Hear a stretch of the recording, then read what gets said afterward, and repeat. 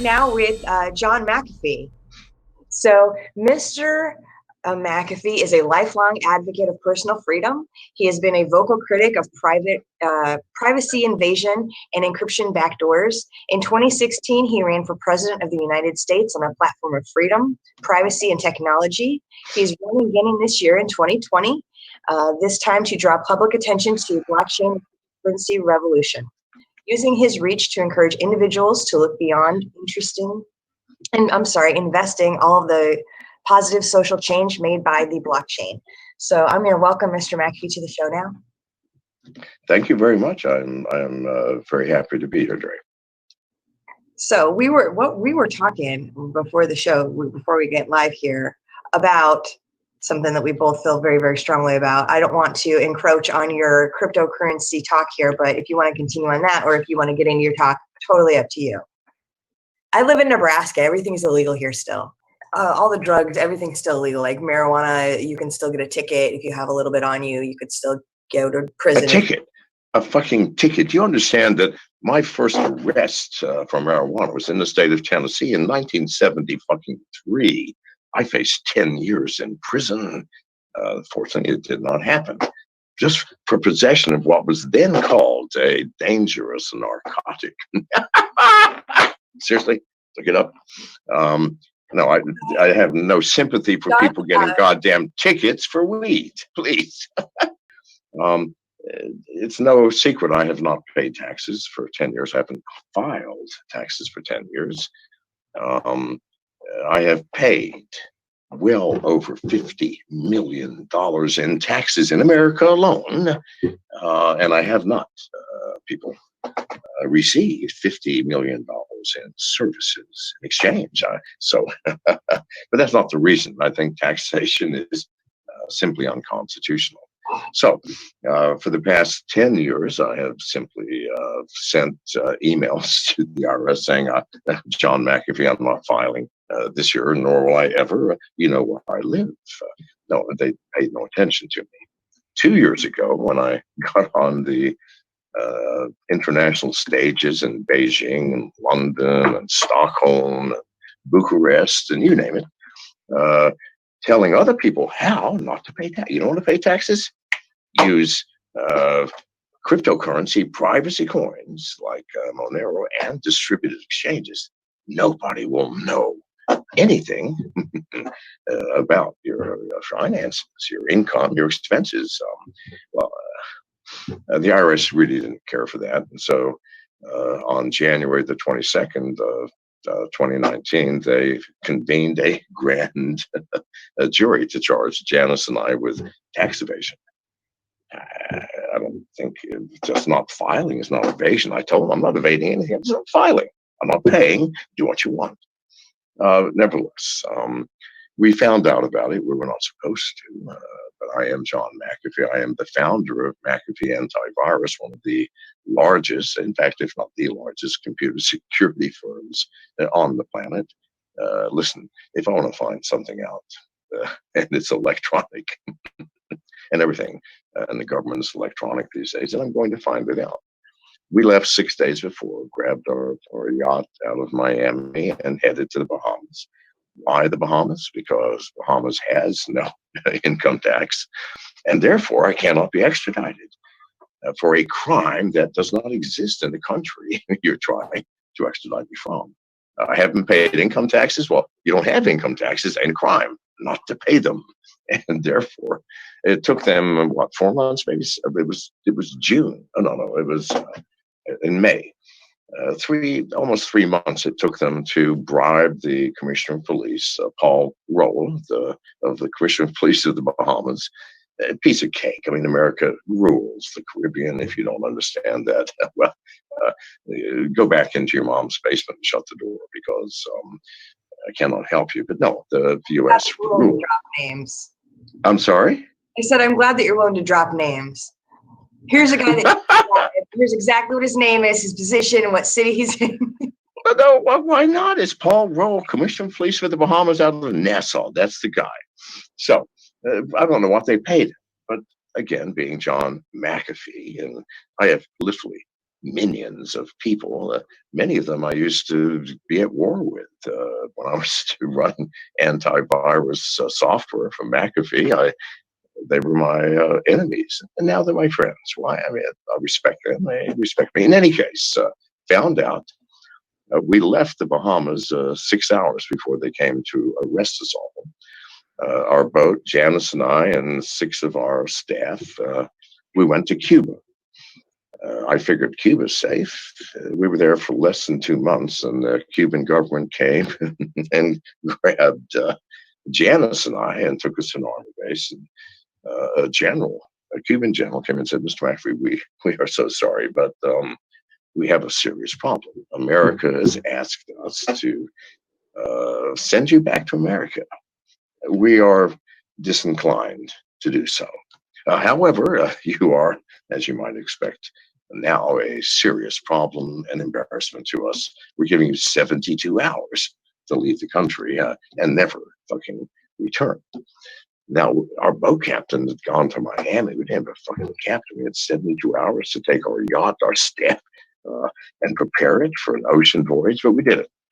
And they kept coming twice a day. "Mr. McAfee, are you sure you're going to be gone in 43 hours? Finally, I said, "Listen, if I have to swim to Haiti, I'm going to be gone. Trust me, everything's cool." So we got out 16 or 17 hours to spare. 4.5 days at sea in a fucking storm, 4 large dogs and 9 people on a boat in a storm for 4 days. We pulled into the Dominican Republic. We told nobody where we were going. Nobody. We pulled into the Dominican Republic. The CIA has apparently contacts everywhere.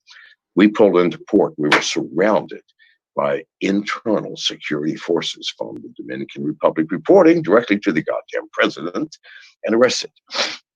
They say, "Mr. McAfee, we're charging you with bringing weapons into the country without declaring them." I go, "You didn't give me a goddamn chance. They wouldn't let me talk to customs." I said, "First of all, you're illegally on my boat.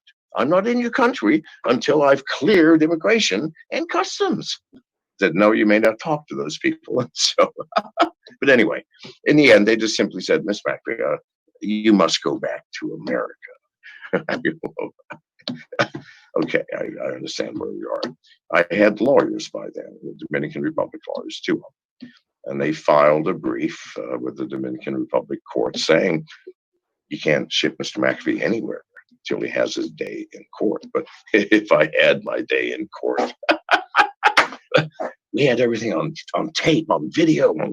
No, the country would have collapsed, and so would international relations in the Caribbean, because all of this was fucking illegal.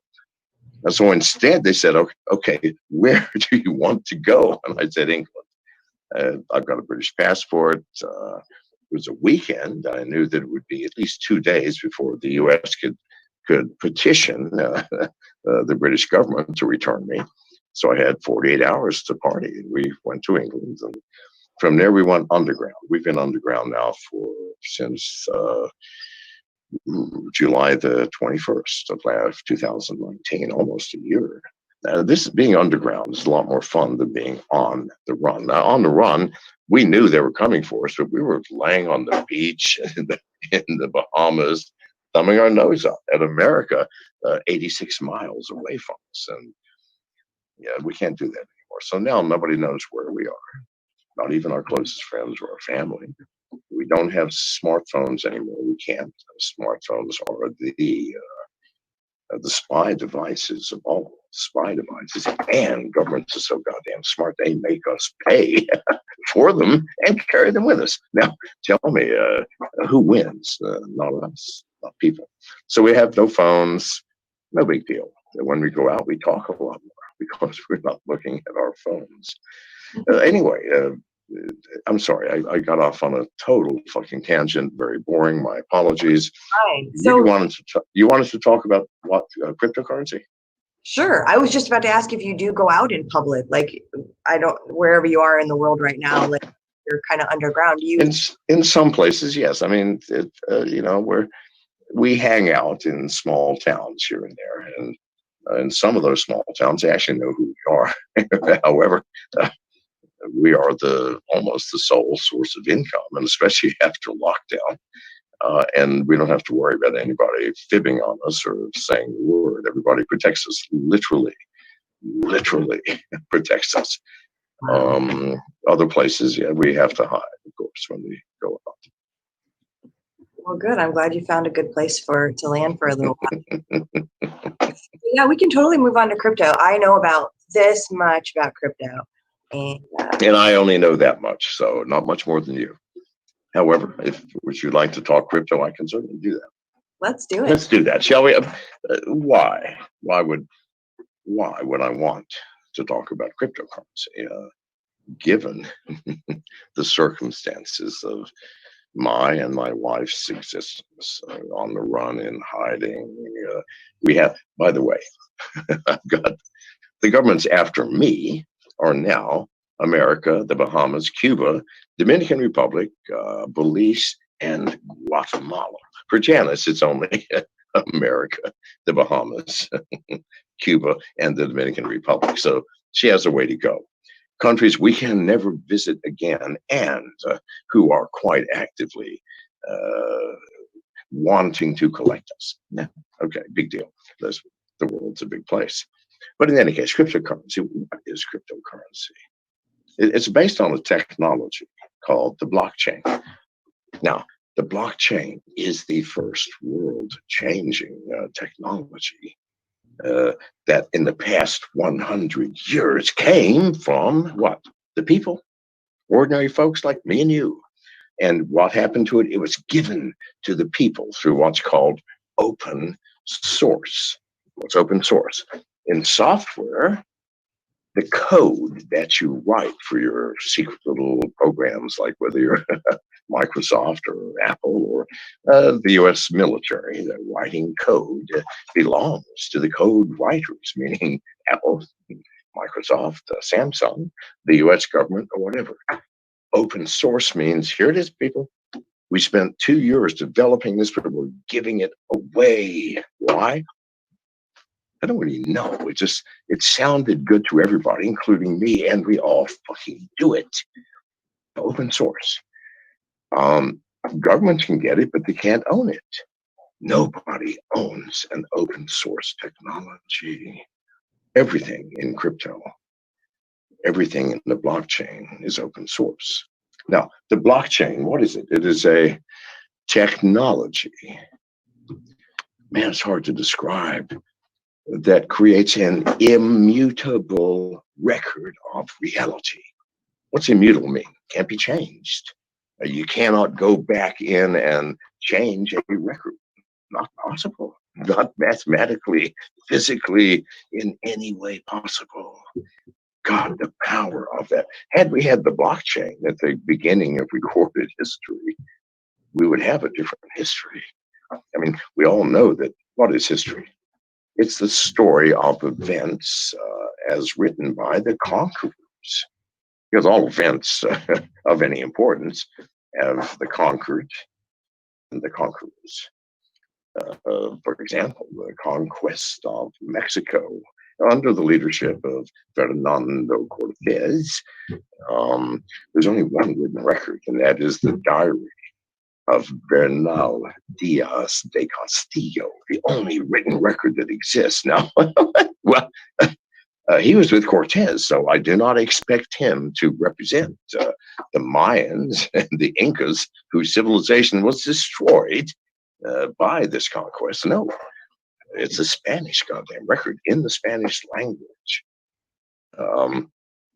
The hundreds of thousands written texts in pictographs that were written and stored by the Mayan civilization over 700 years. What happened to them? All but 4 were burned in huge piles.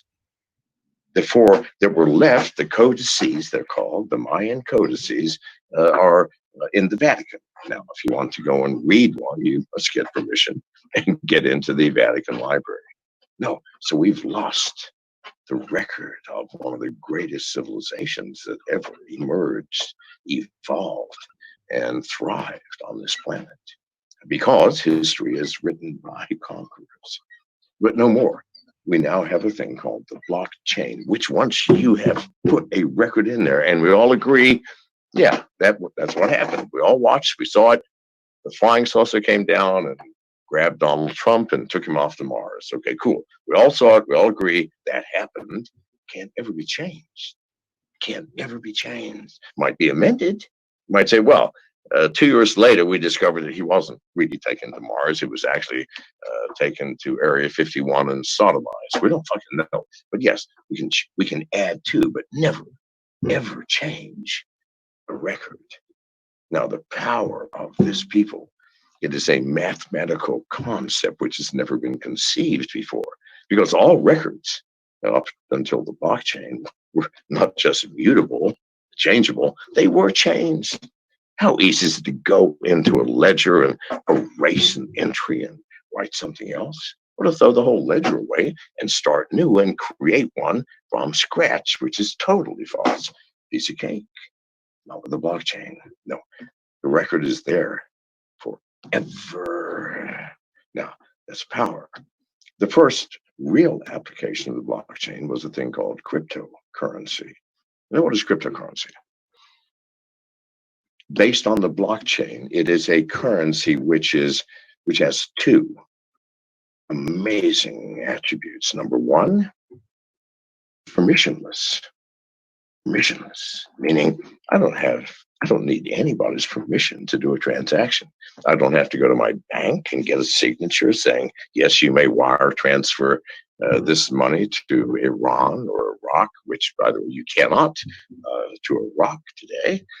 No, I need nobody's permission. And it's trustless, meaning you do not have to even know the person you're dealing with. Given the fact that there are things called smart contracts on these blockchains that take the place of lawyers. They're contracts that require no human intervention or action. They activate on their own. The contract says, listen, the guy's going to give you $20,000 in monero, which is a cryptocurrency, and you're going to give him your car. Now, we have people who are going to say, yes, the car did arrive. We signed off, and here it is. And then someone says, yes, the money transferred. Okay, the contract is now complete. You get your money, they get the car. Trustless, you need no trust anymore. Good God, the power of permissionless, trustless financial systems. No wonder governments like China and America are going insane trying to stop this madness that belongs to the people called cryptocurrency. Now, this is what you wanted me to talk about. I've just simply given you a background on what it is. I apologize for not actually talking about it. But if you have a question, trust me, I'll be happy to answer it. Well, we just have a couple minutes left, but good. Here we are. It just flew by. I'm sorry. So there you have it. People find you online to get in touch with you. I know you're running. I don't take it you'll be coming to the LNC convention if we have a physical one. Well, I mean, not unless I'm willing to spend the rest of my life in a dungeon in a federal prison, never to have my voice heard again. No, I'm afraid that won't happen. Nevertheless, there's nothing in the law and the regulations that says I cannot run, nor even be elected if such a weird thing should ever happen. No, I don't have to be in America. That's not it. I have to obey certain laws. Be an American citizen born on American soil, which I was in England, but on an American Army base at the end of World War II. I meet all the requirements. Nowhere does it say you must run while residing in Kansas or Washington or anywhere for that matter. It's a loophole, I'm sure, that will be fixed after I have run this election. So where can people find you, get a hold of you online in the interim here to contact you? I am I'm kind of like Donald Trump in that the only thing I'm on is Twitter in Oh, terms no. of social media. I'm sorry, but let's face it. Listen. If you want to do something serious in life, then you got to be on Twitter. Everything else is just. I'm sorry, but again, I've abandoned Facebook and everything else, unfortunately. But at the @ official McAfee Twitter. You can always find me there, and I will answer any query, whether it's through a comment to one of my tweets or through a DM. That's where I hang out. All right. Well, we will look you up on Twitter and hopefully get to chat with you again, maybe on my show. I host Drunk and Disorderly with a couple other liberty-minded folks. So it was a pleasure to get to meet. Drunk and Disorderly? Yes. You definitely need me on that show. That's what I'm thinking. I think it's a perfect